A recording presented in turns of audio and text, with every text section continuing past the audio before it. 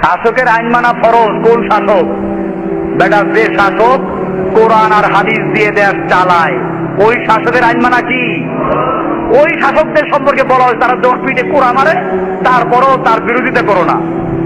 আর যেই শাসকরা কোরআন এবং সুন্নাহ মোতাবেক দেশ পরিচালনা করে না, বরং কোরআনের আইন বাতিল করে, তারা তাদের দস্তুর, তাদের সংবিধানে পরিষ্কার লেখা আছে, এই যে যারা আল্লাহর আইনকে বাতিল করে দিল, আল্লাহর আইনকে মিটিয়ে দিল, এবং তাদের সংবিধানের সাথে সাংঘর্ষিক যেটা ওই জন্য আল্লাহরটা বাতিল, সংবিধান ঠিক।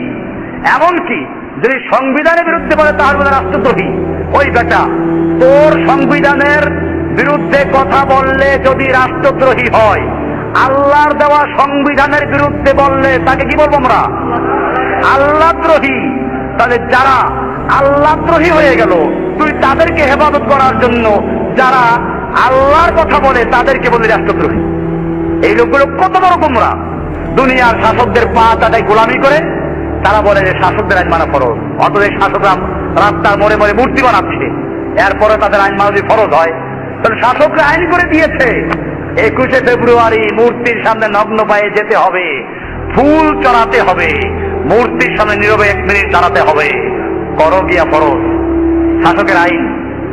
ওই আলেম সাহেবদেরকে আপনারা প্রশ্ন করবেন যে ভাইজান, আমরা কি তাহলে শাসকের আইন মানতে গিয়ে, দেশের আইন মানতে গিয়ে 21শে ফেব্রুয়ারি শহীদ মিনারে ফুল দিব না? মূর্তির সামনে গিয়ে আমরা নীরব দাঁড়াবো না? আমরা কি ওখানে গিয়ে নগ্ন পায়ে হাঁটবো না? আমরা কি দেশের আইন মানতে গিয়ে পহেলা বৈশাখ আমরা কি করবো? পান্তাভাত খেতে যাবো না? মেয়েদের হাতে পান্তাভাত খাবো না? আমরা কি দেশের আইন মানতে গিয়ে নেতা নেত্রীদের সাথে একসাথে বসবো না? জিজ্ঞেস করে এদেরকে। আমরা কি দেশের আইন মানতে গিয়ে চোরের হাত কাটার বিধানটা কোরআন থেকে তুলে দিব না? আমরা কি দেশের আইন মানতে গিয়ে সুদ আল্লাহ হারাম করেছেন এই ফতোয়া কি বাতিল করে দিব না? আমরা কি দেশের আইন মানতে গিয়ে পতিতালয়ের যদি লাইসেন্স দেওয়া হয় তাহলে সেখানে জেনারেল ওয়েলফেয়ার হারাম হবে না, এই ফতোয়া কি দিব না? দেশের আইন মানা ফরজ, শাসকদের মান্য করতে হবে। ওই বেটা কোরআনের আয়াতে দলিল পেশ করে আতিউল্লাহ ওয়া আতিউর রাসূল ওয়া উলিল আমরি মিনকুম। ওখানে পরিষ্কার আছে তোমরা আল্লাহ আনুগত্য করো, আল্লাহর রাসূল আনুগত্য করো, এবং তোমাদের মধ্যে উলিল আমর, এখানে আত্মীয় শব্দ নাই। তার মানে কোরআন হাদিসের আনুগত্যের মাধ্যমে, যারা আল্লাহ রাসূল আনুগত্যের মাধ্যমে তোমাদেরকে দেশ চালায়, সেই উলিল আমরের আনুগত্য করো।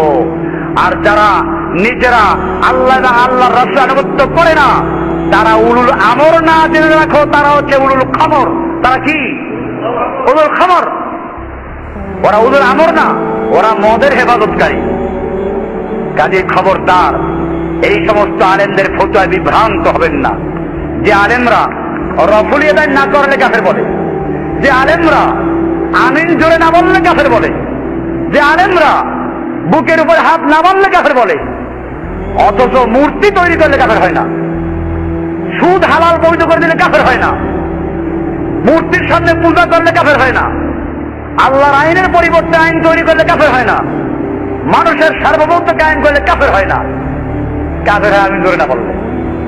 এইরকম যারা তাওহীদের দাওয়াত দেয়, আমি সেই তাওহীদবাদী ভাইদেরকে বলছি, যদি বুঝে না এসে বোঝার চেষ্টা করো, তোমাদেরকে দাওয়াত দিচ্ছি, পূর্ণাঙ্গ তাওহীদে চলে আসো। তোমার তাওহীদের মধ্যে মাথা নাই, কি নাই? মাথাবিহীন তাওহীদ। তাওহীদের দাওয়াত দাও, পুরো তাওহীদ।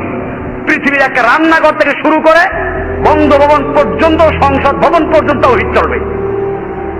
এক আল্লাহর বিধান, এক আল্লাহর হুকুম রাষ্ট্রে চলবে, সমাজে চলবে, ব্যাংকে চলবে, আদালতে চলবে। এই তাওহীদের দাওয়াত দাও। নতুবা এমন তাওহীদের দাওয়াত দিও না যেই তাওহীদ ওই কবর পূজা, মাজার পূজা বন্ধ শেষ হয়ে যায়, আর এর উপরে যাইতে পারে না।